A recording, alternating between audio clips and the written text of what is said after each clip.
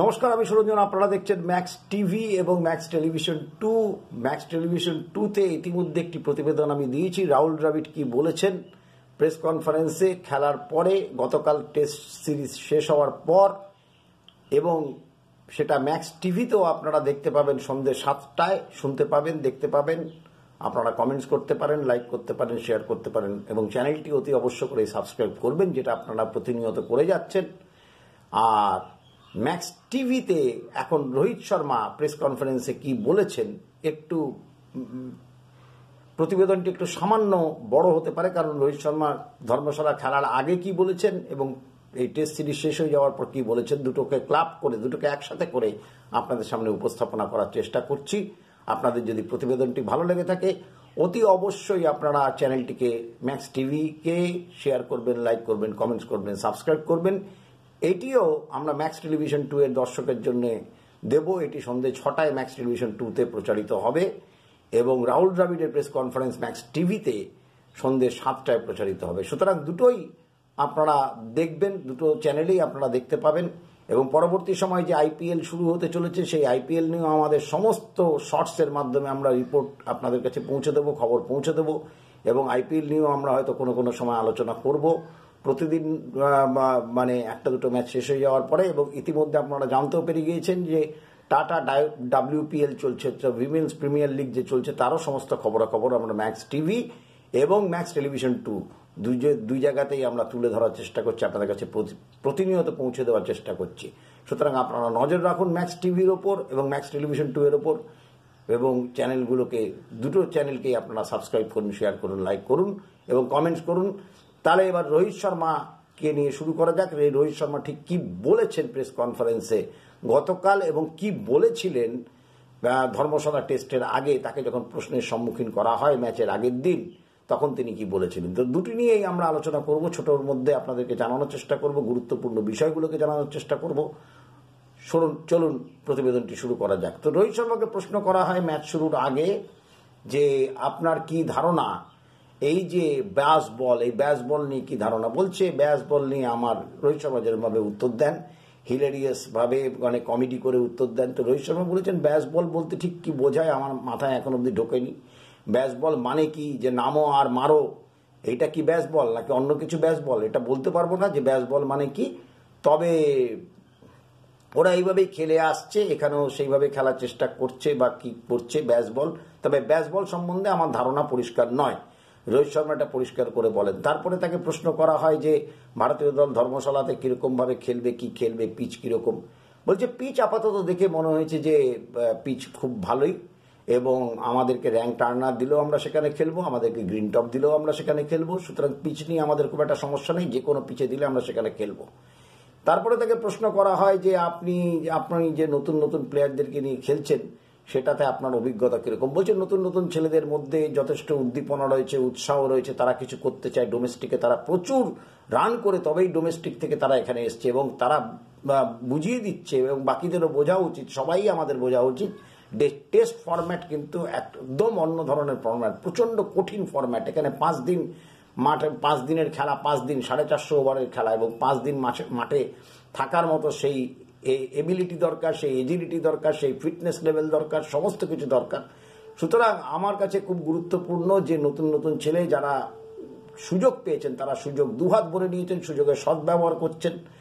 তো এই জন্য আমি অত্যন্ত খুশি, এবং ভারতীয় ক্রিকেট দল আগামী দিনে ঠিক জায়গায় যাচ্ছে। এটা হচ্ছে ধর্মশালার আগের প্রেস কনফারেন্স, আগের দিনের প্রেস কনফারেন্স। এবং সেখানে তাকে প্রশ্ন করা হয় অশ্বিন সম্বন্ধে। বলছে অশ্বিন সম্বন্ধে আমার বিশেষ কিছু বলার নেই।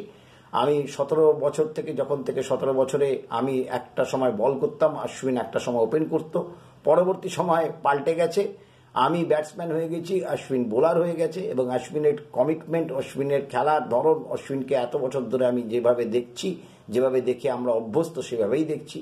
তার খেলার ম্যাচ পড়ার ক্ষমতা, ম্যাচ রিড করার ক্ষমতা, তার চিন্তাভাবনা। আমার কাজ হচ্ছে যে কোনো বোলার, যে কোনো ব্যাটসম্যানের চিন্তাভাবনাকে যথাসম্ভব তাদেরকে মর্যাদা দিয়ে এবং সিচুয়েশন অনুযায়ী তাদেরকে সেইভাবে মাঠে তারা যাতে তুলে ধরতে পারেন, সেই অনুযায়ী তাদেরকে ফিল্ড সেট করে দেওয়া, বা তাদেরকে প্ল্যান তারা যেটা করেছেন সেই প্ল্যানকে এক্সিকিউট করতে সাহায্য করা, এটাই হচ্ছে আমার মূলত কাজ, এবং টিমকে একসাথে ধরে রাখাটা হচ্ছে মূলত আমার কাজ।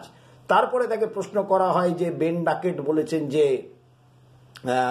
যশস্বী জয়সওয়াল বেন ডাকেটের থেকেই খেলা শিখেছেন, তো মানে এই ধরনের খেলা শিখেছেন যেটাকে ব্যাস বল বলছে। তখন রোহিত শর্মা বলেন যে বেন ডাকেট হয়তো ভুলে গেছেন একটা প্লেয়ার আমাদের আছে বা ছিল, তার নাম হচ্ছে ঋষভ পান্ত। বেন ডাকেট মনে হয় না ঋষভ পান্তের খেলা দেখেছেন বা ঋষভ পান্ত সম্বন্ধে জানেন, তাই উনি এই ধরনের কথা বলেছেন। সেটা তাদের মতামত, সেটা তারা বলতেই পারেন। সুতরাং এই সমস্ত কথা নিয়ে আমি বিশেষ কিছু বলতে চাই না। আমরা কাউকে দেখে খেলি না, আমরা সিচুয়েশন অনুযায়ী খেলি, আমরা পরিস্থিতি পরিবেশ অনুযায়ী খেলি, যখন যেরকম ডিমান্ড হয় তখন সেরকম খেলি। আমরা যদি কোনো প্ল্যান নিয়ে নামি, সেই প্ল্যান যদি মাঠে গিয়ে দেখা যায় যে সেই প্ল্যান কার্যকরী হচ্ছে না, সেই প্ল্যানকেও আমরা পরিবর্তন করার চেষ্টা করি, এবং তো প্ল্যানকে পরিবর্তন করেই আমরা এগিয়ে যাওয়ার চেষ্টা করি। কুলদীপ নিয়ে প্রশ্ন করা হয় যে কুলদীপ অভূতপূর্ব উন্নতি করেছে, সে ভীষণভাবে পরিশ্রম করেছে এবং তার প্রতিফলন যে ঘটছে সেটা দেখতেই পাওয়া যাচ্ছে, এবং সব থেকে বড় কথা সে ব্যাটিংয়েও উন্নতি করেছে, এবং ব্যাটিংয়ে তার যথেষ্ট পজিটিভ এবং অত্যন্ত গুরুত্বপূর্ণ পার্টনারশিপ আমাদেরকে দিয়েছে। তো কুলদীপ ব্যাট হাতে নামলে আমাদের এখন একটু ভরসা হয়, যদিও এটা it's a very tough call, কিন্তু সেই টাফ কল কখনো কখনো আমাদেরকে নিতে হয়। সুতরাং কুলদীপ যেভাবে ফিরে এসছে তার জন্য যথেষ্ট প্রশংসায় প্রাপ্য নয়, এবং প্রত্যেকটি উদীয়মান ছেলেকে যথেষ্ট প্রশংসা করার তারা যোগ্য, তাদের যোগ্যতা অনুযায়ী তারা খেলছেন, ওই জন্য তাদের প্রশংসা প্রাপ্য। এই হচ্ছে ম্যাচের আগের কথা, ধর্মশালা টেস্টের আগে। ধর্মশালা টেস্টের পরে যখন রোহিত শর্মা প্রেস কনফারেন্সে আসেন, আপনারা সবাই দেখেছেন যে শেষ দিন রোহিত শর্মা স্টিফ ব্যাকের জন্য মাঠে ছিলেন না, জসপ্রীত বুমরা অধিনায়কত্ব করছিলেন। তো রোহিত শর্মা বলেন যে আমার তো টেস্ট সিরিজ অত্যন্ত, আমি মনে করি যে আমি এখন ব্যাটসম্যান হিসেবে খুব ভালো খেলছি। কথায় কথায় একটু উনি ইমোশনাল হয়ে পড়েন, আবেগতাড়িত উনি বলেন আমি খেলা ছেড়ে দেওয়ার কথাও ভাবছি। তো তারপরেও যাই হোক, আমরা সবাই জানি, আপনারা সবাই জানেন যে এখন খেলা ছাড়ার কোনো প্রশ্ন নেই, কারণ জুন মাসে যে world cup T20 world cup হবে তাতে রোহিত শর্মাকেই অধিনায়ক বেছে নিয়েছেন হচ্ছে BCCI, এবং রোহিত শর্মা, সিলেক্টর রাহুল দ্রাবিড় সবাইকে অত্যন্ত গুরুত্ব দিয়ে রোহিত শর্মা তাদের কথা বলেন, এবং সেই সঙ্গে বলেন যে ইংল্যান্ড এই সিরিজে, এর আগেরটাতেও উনি বলেছিলেন যে ইংল্যান্ড এই সিরিজে কিন্তু আমার মনে হয় গেলবার যে ইংল্যান্ড এসেছিল সেই ইংল্যান্ড অনেক বেটার ব্র্যান্ড অফ ক্রিকেট খেলেছিল। এখানে ইংল্যান্ড সেইভাবে খেলতেই পারেনি, নিজেদেরকে মেলে ধরতে পারেনি, তাদের ব্যাস বল হোক যে কোনো বলই হোক, তারা পরিস্থিতি পরিবেশ অনুযায়ী খেলেনি। তাদের খেলাটা কি ধরনের, কি খেলা তারা খেলতে চায়, কি তারা রেজাল্ট চায় তাদের ব্যাপার। তবে আমি অত্যন্ত খুশি যে আমার মূল প্লেয়াররা না থাকার পরেও নতুন যারা সুযোগ পেয়েছেন, অনভিজ্ঞ যারা সুযোগ পেয়েছেন, যাদের খুব একটা এক্সপোজার নেই ইন্টারন্যাশনাল ক্রিকেটে, তারা যেভাবে নিজেদেরকে মেলে ধরেছেন এবং যেভাবে খেলেছেন সেটা অভূতপূর্ব। এবং যশস্বী জয়সওয়াল থেকে শুরু করে, সরফরাজ থেকে শুরু করে, ধ্রুব জুডেল থেকে শুরু করে সবাই এর প্রশংসায় রোহিত শর্মা এতটুকু কার্পণ্য করেননি।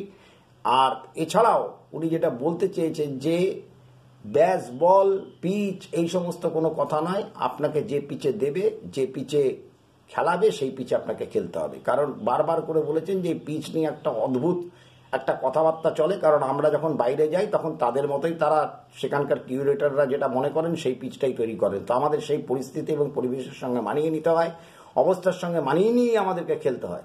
সুতরাং এগুলো কোনো কথা নয়। তো অশ্বিন সব থেকে বেশি উইকেট নিয়েছেন এবং 500 টেস্টের বেশি উইকেট হয়ে গেছে। জিমি অ্যান্ডারসন সম্বন্ধেও তার একই বক্তব্য যে এতগুলো মাইলস্টোন, যারা 100টা টেস্ট খেলা চারটিখানি ব্যাপার নয়। জনি বেস্টও খেলেছেন, অশ্বিনও খেলেছেন, এবং আজকে 41 বছর বয়সে জিমি অ্যান্ডারসন যেভাবে বল করেছেন এবং প্রথম সিমার ভারতীয় ইন্টারন্যাশনাল ক্রিকেটে যিনি 700-এর উপরে উইকেট নিয়েছেন। এর আগে সমস্ত স্পিনারদেরই উইকেট ছিল, পেসারদের উইকেট ছিল না। সুতরাং তার অত্যন্ত গুরুত্বপূর্ণ, এবং সব থেকে যেটা গুরুত্বপূর্ণ আমাদের জয়, আমরা যেভাবে পেছিয়ে থেকে নতুন উদীয়মান ছেলেরা যেভাবে নিজেদেরকে তুলে ধরেছে এবং যেভাবে ডোমেস্টিক ক্রিকেটকে প্রাধান্য দেওয়া উচিত সেটাও প্রমাণ পেয়েছে। এবং যারা খেলতে এসছেন, নতুন যারা দলে সুযোগ পেয়েছেন, তারা দুহাত ভরে সেই সুযোগকে গ্রহণ করেছেন। এবং শুধু তাই নয়, তারা এটাও বুঝতে পেরেছেন যে ডোমেস্টিক ক্রিকেট অন্যান্যদের ক্ষেত্রেও সবার ক্ষেত্রে প্রযোজ্য, কারণ টেস্ট ফরম্যাট বা T20 ফরম্যাট বা 50 ওভার্স ফরম্যাট সম্পূর্ণ আলাদা। এবং শুভমান যেভাবে ফিরে এসছে তার জন্য যথেষ্ট প্রশংসার প্রাপ্য রাখে। তো আমরা সব মিলিয়ে খুব ভালো ক্রিকেট খেলেছি। আমরা খুব ভালোভাবে জিতেছি। এখন আমাদের পরবর্তী যখন আবার আমাদের টেস্ট সিরিজ থাকবে, আমরা ওয়ার্ল্ড টেস্ট চ্যাম্পিয়নশিপের যে দৌড়, সেই দৌড়েও আমরা যথেষ্ট পরিমাণে এগিয়ে রয়েছি। তো সব মিলিয়ে রোহিত শর্মা অত্যন্ত খুশি এবং ম্যাচ প্রেজেন্টেশনে আপনারা সবাই জানতে পেরে গিয়েছেন। Yashasvi Jaiswal player of the series হয়েছেন, 712 রান করেছেন। কুলদীপ যাদবকে ম্যান অফ দ্য ম্যাচ দেওয়া হয়েছে এবং অশ্বিন 26টি উইকেট নিয়েছেন। জসপ্রীত বুমরা এবং কুলদীপ যাদব 19টি উইকেট নিয়েছেন। জসপ্রীত বুমরা যদিও একটি ম্যাচ কম খেলেছেন, আকাশদীপ 3টি উইকেট নিয়েছেন। তো সবাই উইকেট নিয়েছেন, তো সবাই বোলিং। এবং যেটা রোহিত শর্মা বলতে চেয়েছেন রাহুল দ্রাবিড়ের সঙ্গে একমত হয়ে, যে সেটা হচ্ছে যে ওদের ব্যাটিংয়ে প্রচুর অভিজ্ঞতা ছিল, বোলিং ওদের অনভিজ্ঞ ছিল। আমাদের ব্যাটিং অনভিজ্ঞ ছিল কিন্তু বোলিংয়ে অভিজ্ঞতা ছিল, তাও আমরা নতুন ছেলেদেরকেও আমাদেরকে সুযোগ দিতে হয়েছে। তো সব মিলিয়ে অসাধারণ পারফরমেন্স এবং তার জন্য সবাইকে আমি ধন্যবাদ জানাই। আপনারা দেখেছেন যে Rohit Sharma IDFC bank test series trophy সঙ্গে নেওয়ার পরে সমস্ত নতুন ছেলেদের হাতে তুলে দেন এবং তারপরে তারা যে উৎসাহ ভরে যে ছবি তুলেছেন, সেই ছবিটি আপনারা কমিউনিটি পোস্টের মধ্যে দিয়ে দেখতে পাবেন। তো সবাইকে অনেক অনেক ধন্যবাদ। আপনাদের যদি এই প্রতিবেদনটি ভালো লেগে থাকে তাহলে আপনারা অতি অবশ্যই চ্যানেলটিকে শেয়ার করবেন, লাইক করবেন, কমেন্টস করবেন, সাবস্ক্রাইব করবেন।